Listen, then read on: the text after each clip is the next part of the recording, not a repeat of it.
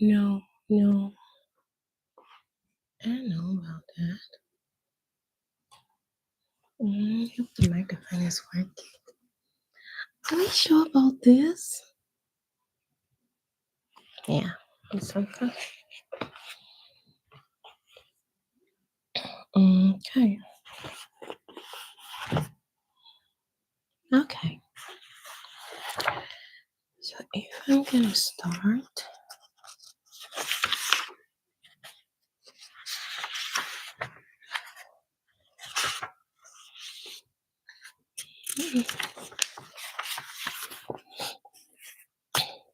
chapter 3, what can I do?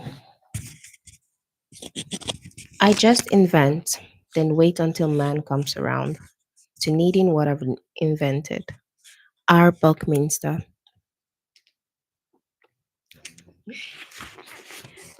It took me a while to realize that Bucky Fuller's ability to predict the future had nothing to do with picking stocks, timing markets, betting on horses, or predicting who will win in the World Series. His vision of the future had to do with God's view of the future.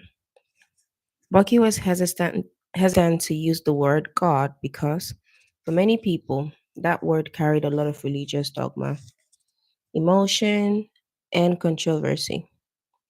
Fuller did not think God was a white guy, a Jew, an Arab, or an Asian. Rather than use the word God, he preferred the Native American term, the Great Spirit. The Great Spirit is the invincible energy that binds all things in universe, not just heaven and earth. Whenever I use the term God in this book, please know I'm not making religious references. I respect a person's right to choose to believe in God or not to believe in God or follow any religion. Simply said, I believe in religious freedom and the freedom to choose whether or not they believe in God. The same is true for politics. I am not a Republican or Democrat. I have no dog in that fight. In fact, I like my dog more than I like most politicians.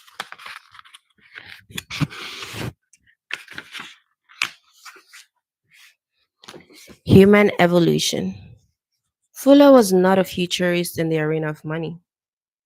He was a futurist on the Great Spirit's wishes for humanity's evolution. He believed humans were God's long term experiment, placed here on spaceship Earth to see if humans could evolve.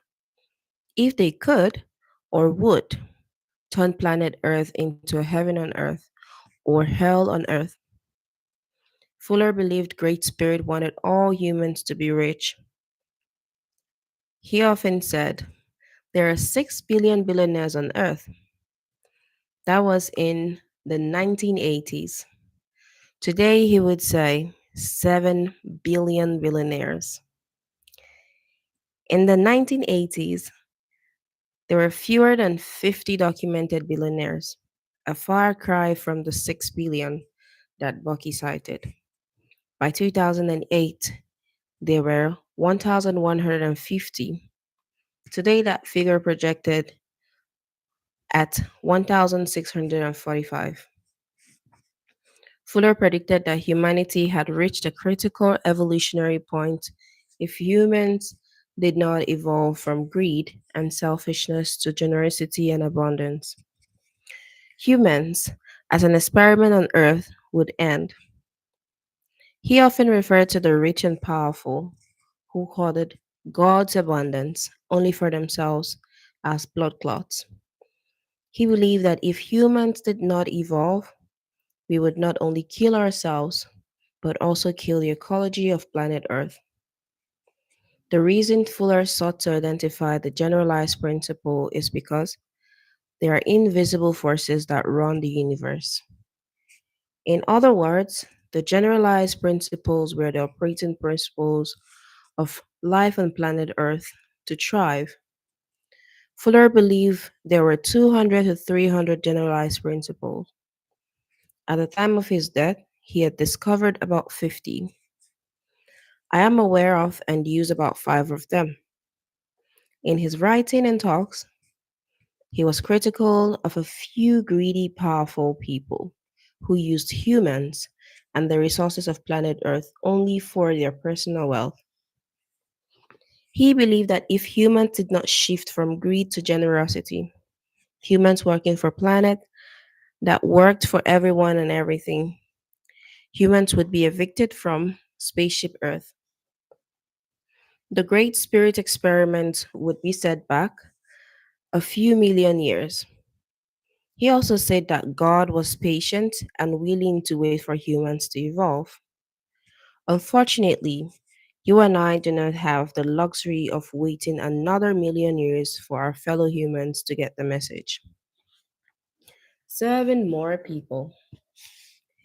As stated in the previous chapter, one of the Great Spirit's generalized principle that Fuller identified was the more people I serve, the more effective I become. As part of my own second chance, I do my best to follow this generalized principle when making business decisions. Rather than just work to make myself richer, I began to condition myself to think about how to enrich others while I was enriching myself. That generalized principle was instrumental in our decision to sell the seminar business that Kim and I founded to our partner. Although that seminar business was successful, it was limited in terms of the number of people it could serve. In 1994, it was difficult for us to sell that seminar business, a business we loved, were successful in building and making profitable. Yet, intuitively, we knew it was time to move on.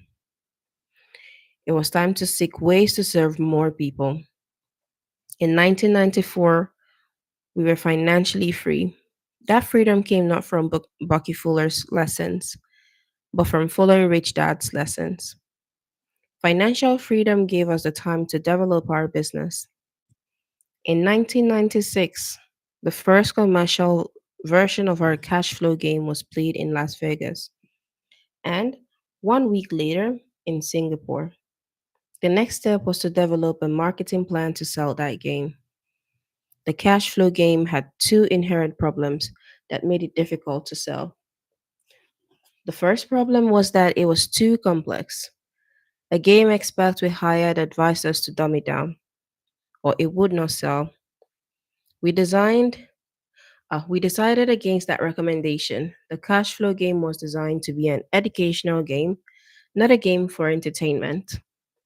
The second problem with the game was that it was very expensive to produce. The same game consultant told us that the game should retail for $29.95. At $29.95 retail, our cost of manufacturing had to be no more than $7 per game. Our problem was that the first production run of the game cost over $50 per game to produce in China. Landed. hmm,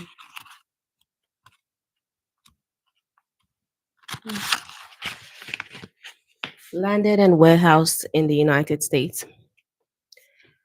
Against the advice of the game experts, we set the cash flow game's retail price at $195, making it one of the most expensive board games on the market. But adversity leads to innovation. To sell the game,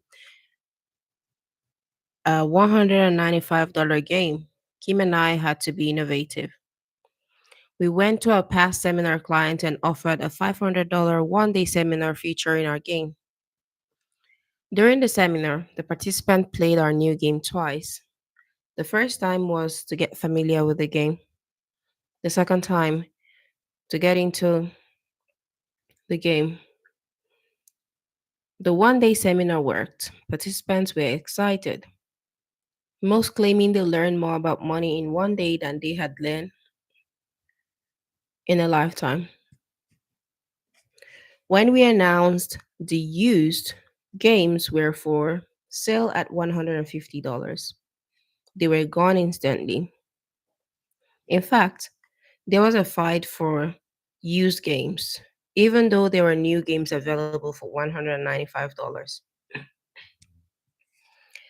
The business model worked and the cash flow club concept was born. In 2004, the New York Times ran an article, The Rising Value of Play Money, on cash flow clubs and told us that they had identified over 3,500 clubs all over the world. Many clubs are still in existence today, teaching and serving more people than Kim and I could ever do on our own.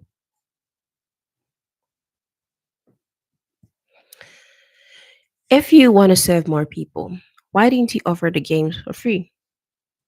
We considered using government grants to fund the manufacturing of the games, but that would have been following my poor dad's mindset rather than my rich dad entrepreneurial way of thinking. Also, giving people things for free often keeps them poor. It encourages the entitlement mentality that destroys initiative and personal responsibility. In spite of the high initial cost of the game, the online game is free to millions of people. One game can and has taught hundreds of people for free through cash flow clubs. Many cash flow club leaders around the world support the mission of Rich Dad, which is to which is to elevate the financial well-being of humanity and teach the game to others.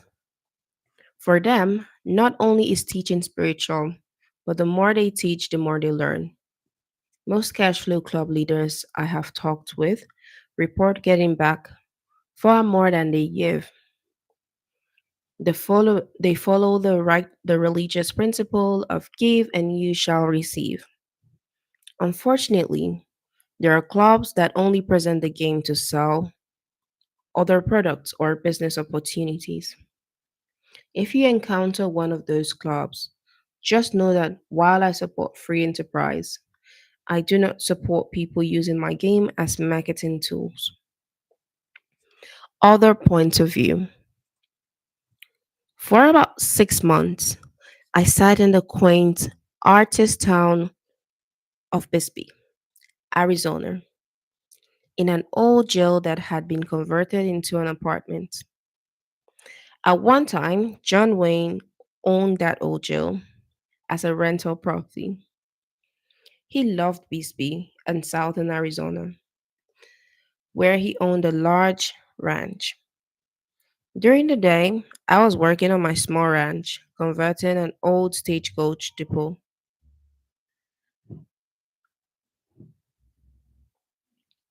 a stopping point between Bisbee and the infamous town of Tombstone, where the gunfight at the OK Corral took place, into a one-bedroom home. At night, I would sit in the jail writing a book. It was a painful process. There were many starts and stops, fits and starts.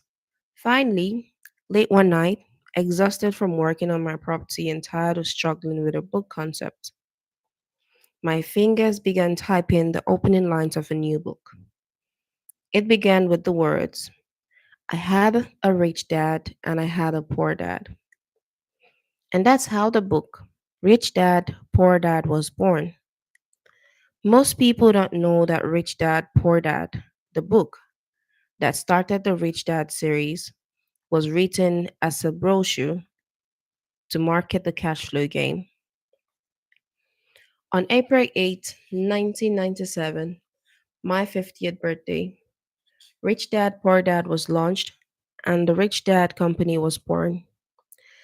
Rich Dad Poor Dad floated around in the world of self published books until early in the year 2000.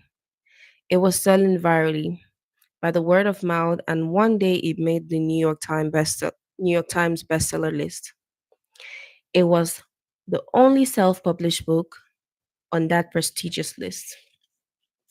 Soon after that, a producer from Oprah Winfrey's TV show called.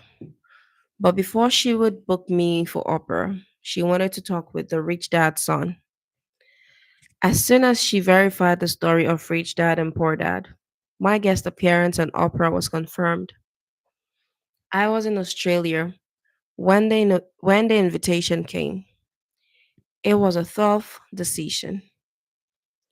Should I stay in Australia or fly to Chicago for the interview? Again, the principle of the more people I serve, the more effective I am kicked in. Cutting my trip short, I flew directly from Australia to Chicago. I still remember walking onto Opera stage, sitting next to her for an hour and talking about the need for financial education. In that hour, my life changed completely. In 1 hour, I went from an unknown to a world famous voice for financial education.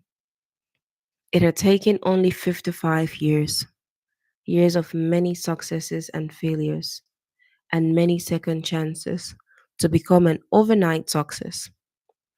I tell you this story not to brag or pat myself on the back, but as an example of the power of following Bucky Fuller's generalized principles and my rich dad's lesson on money.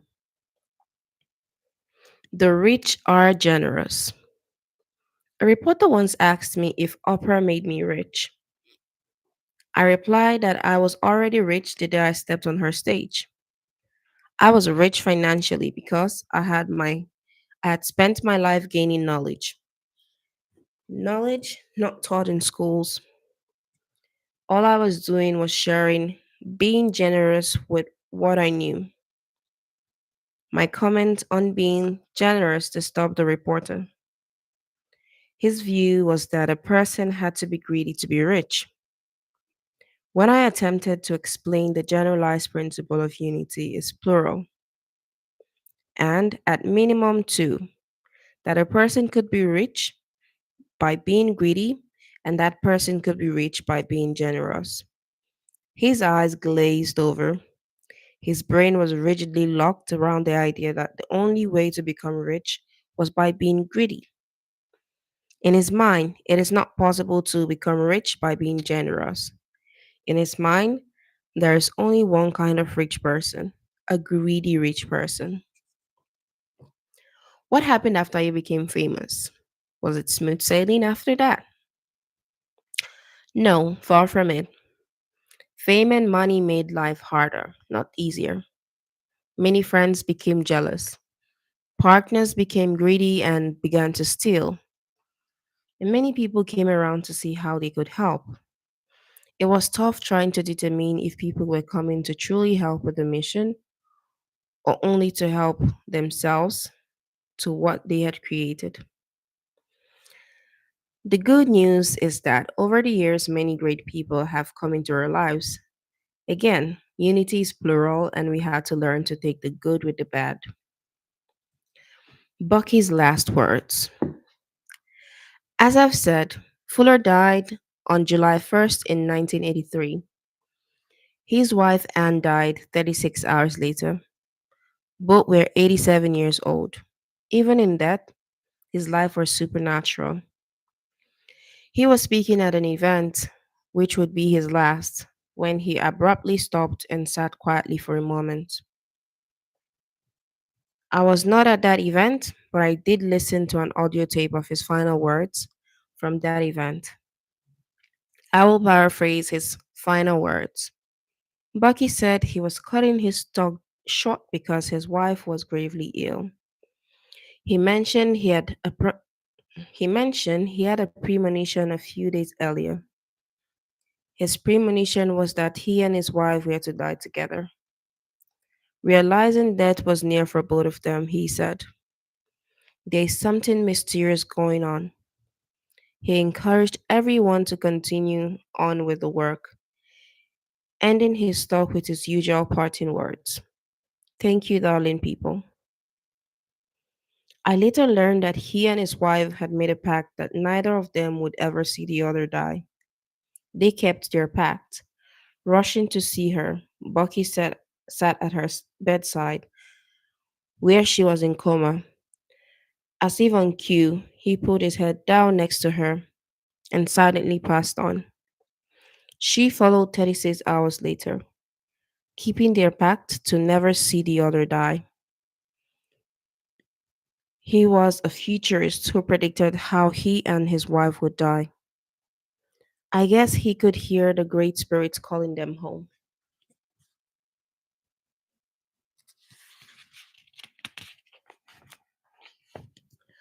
I was driving on the freeway in Honolulu when the news of their deaths came over the radio. The news so overwhelmed me that I pulled over on the side of the highway and cried.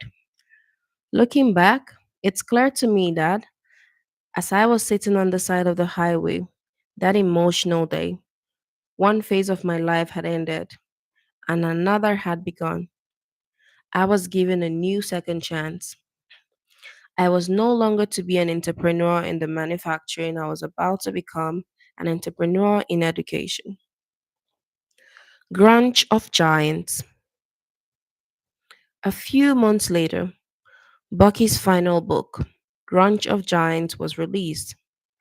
Posthumously, as I've mentioned, Grunge stands for Gross Universal Cash Heist and refers to how the rich and powerful steal our wealth via our money, government, and banking system. As I read this tiny yet potent book, many pieces of the puzzle began to fall in place. My mind drifted back in time. When I was 9 years old, in the fourth grade, and I was raising my hand to ask my teacher, when will we learn about money? And why are some people rich and most people poor? In reading Grunge, the answer slowly sipped into my head.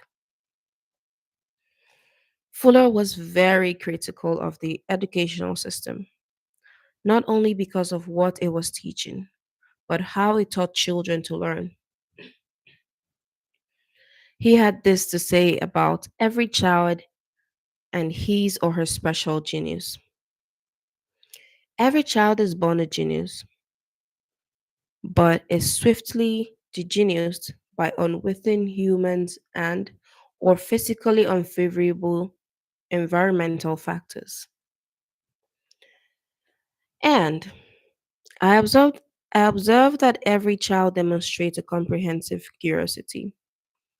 Children are interested in everything and are forever embarrassing their specialized parents by the wholeness of their interest. Children demonstrate right from the beginning that their genes are organized to help them comprehend, coordinate, and employ in all directions. Fuller recommended that students take control of their education process. In essence, do what Steve Jobs did at Reed College in Portland, Oregon. Steve Jobs dropped out of school so he could drop back in, studying only subjects that interested him. Steve never went back to school. Did Bucky Fuller say everyone has a genius? Yes. But I don't feel very smart. I don't think I have a genius. Why is that? As Bucky says, school and parents often degenius children. Fuller used the metaphor of school being a diamond mine. Teachers dig into the mine looking for diamonds. The kids, they think are geniuses. The tailings, or the dirt and rubble that tossed to the wayside, are the students the teachers believe have no genius potential. That is why so many students leave school feeling that they are not smart, not bright, not special, even angry at school and the school system. So, how does a person find their genius? There are many ways. One way is by changing their environment.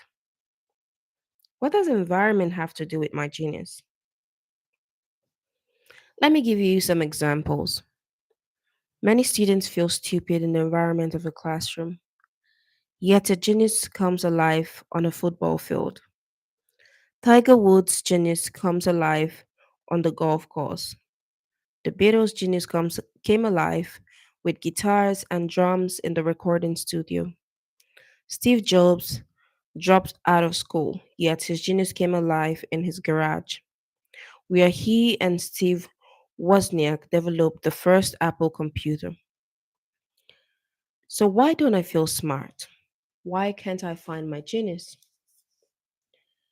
Because most people go from home to school to work, environments that are not always the right environment for their genius to bloom.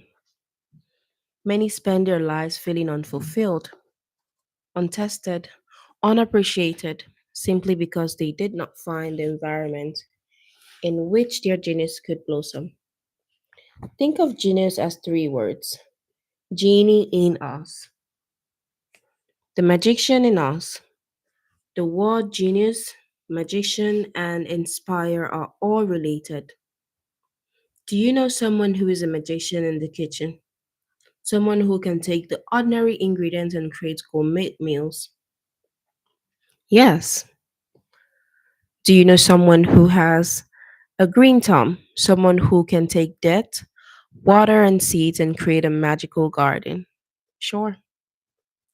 Have you ever watched the Special Olympics, an event for specially challenged children, and being inspired, spiritually touched when they compete with all their hearts, undaunted, and in spite of their disabilities and challenges? I have. Those are examples of genie in us. When the magician in us inspires others, we feel inspired when the spirit in someone else touches the spirit in us. That is what genius is. When someone inspires us, we are reminded of the genie in us. So, why don't most people find their genius?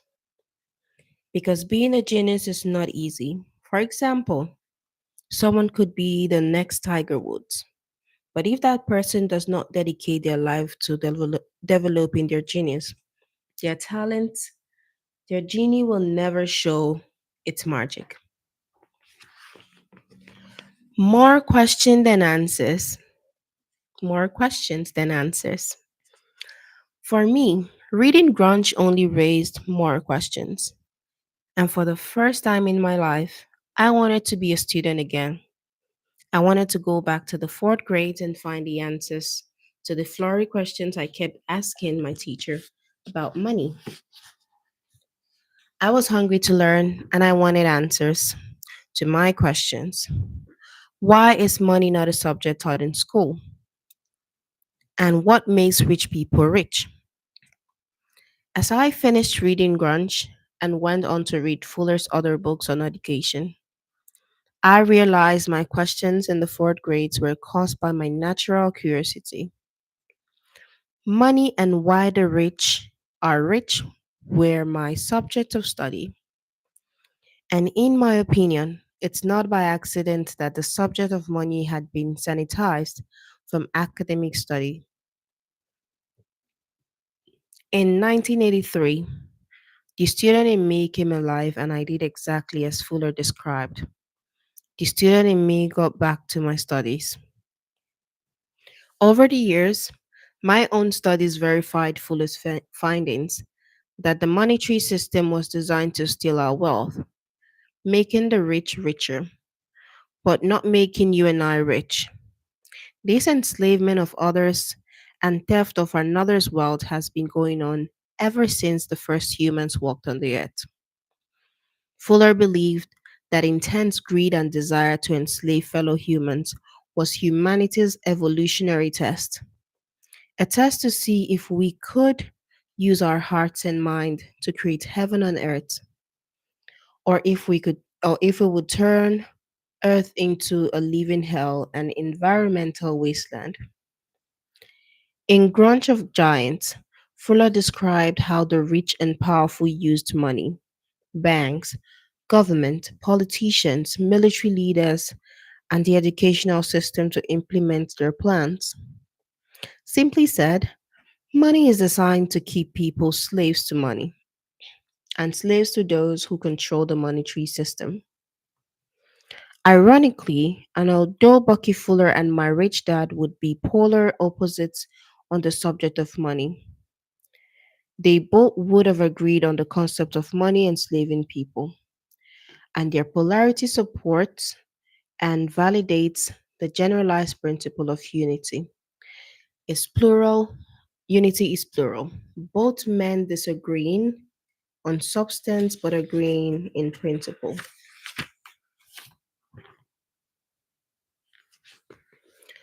The power of knowledge. Soon after I appeared on Oprah, a mutual fund company offered me $4 million to endorse their mutual fund. While I like money as much as the next guy, accepting their money would have been selling out to grunge. One of the great things about financial education is it gives people the power to choose and to never need to sell their soul for money. What can you do? You and I both know this was coming. What can I do? The answer is there are many things you can do. The world is filled with problems. A better question might be, what problem do you want to solve? What problem do you think God gave you unique gifts to solve? You can do it by yourself, or you can join a group or an organization in solving the problem that causes you concern. When you look at the world from the point of view of problems to solve, you will see that there is a lot to do and a lot you can do. A more important question is, are you willing to work in solving the problem, or are you willing to work only if someone will pay you money? In the next chapter, you will learn what I learned while looking for the answer of how our wealth is stolen via our money system and why there is no financial education in our schools. By creating the cash flow board games and writing Rich Dad Poor Dad, our wealth, income, and recognition went up expon- exponentially. I mention this for those of you who are wondering when I will get around to what you can do for your second chance in life. For those of you considering a second chance with your money and your life, you may want to ask yourself, how can I serve more people rather than how can I make more money? If you ask yourself how you can serve more people rather than simply make more money, you are following one of the generalized principles of God. And that is all.